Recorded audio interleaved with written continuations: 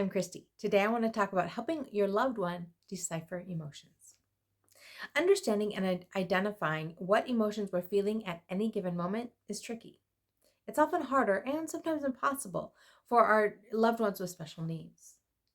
Over the years, AJ has had a hard time identifying and understanding many emotions. He learned and could identify happy pretty early on. Sadness, on the other hand, was a completely foreign concept for many years. One of the more humorous emotions that AJ has recently learned to understand is terrifying, or as he likes to say, terrifying. That means really scary, huh, Mom? Well, yes, it does. I'm not sure exactly where or how he learned this emotion since he just spontaneously started using it one day, but I'm pretty sure it was from some YouTube video of someone driving a car really fast or watching a takeoff that was super fast and they described it as terrifying. Another common statement these days is something to the effect of, Mom, we're really excited or happy for someone to do something. This person, the person and event are happening will change, but the statement is pretty consistently the same idea. Recently, we've been really excited for a couple of different friends from work to leave and start new jobs. We've also been excited for Sean to move into his own house in Laramie. You get the idea. As I mentioned earlier, identifying exactly what emotion you're feeling at any given moment can be difficult. When a loved one has reduced mental capacity, it's often more difficult for them to learn and identify emotions. Sometimes it is possible for them to learn to identify emotions when others are feeling them or when they're watching them happen. But it's often a very different thing when it's something that they're feeling themselves internally. I've watched AJ continue to learn to better identify emotions over the years, and especially over the past few years. So I think there's a level of awareness and maturity that is needed in order to process and understand emotions and begin to identify them. It also helps when those around them are regularly talking about emotions and pointing out examples of various emotions as they happen in life. Maybe it's from a TV show you watch, maybe from conversations or social interactions, or who knows, simply from various situations life throws your way.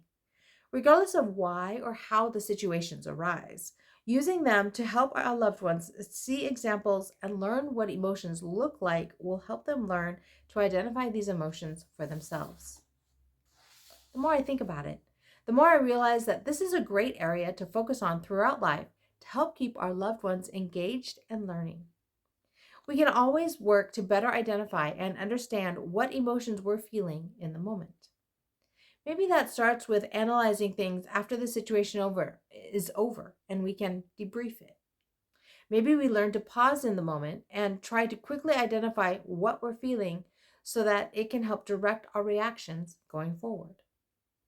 Regardless of how we learn to identify emotions, taking the time to understand and label our emotions is always a productive exercise that will help us identify emotions more easily in the future.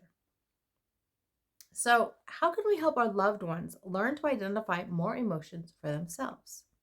Great question. And honestly, some of it will depend on the individual and how interested they are in learning to identify emotions. Here's a few ideas to help you get started on thinking of ways to help your loved one with special needs. Identify your emotions with your loved one so they can see what that emotion looks like in others. Talk through emotions when your loved one is experiencing a new or unidentified emotion so they can learn what it looks and feels like when it's happening to them.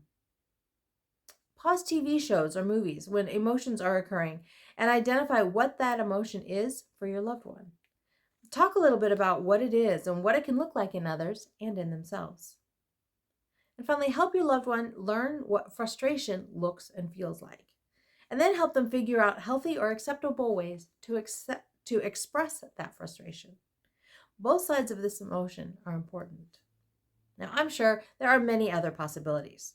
Hopefully, these few suggestions will help get you started and help you begin to work with your loved one on identifying the emotions they're feeling. Learning to identify emotions is hard work and often a very slow process. The time and effort are worth it, though. Identifying with emotions we feel as we feel them helps us to learn to better control our responses and reactions.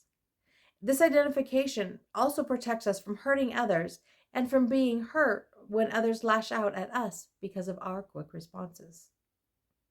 In the end, continuing to learn more about emotions and what we're feeling is another great area to help our loved ones stay engaged and learning throughout their lifetime.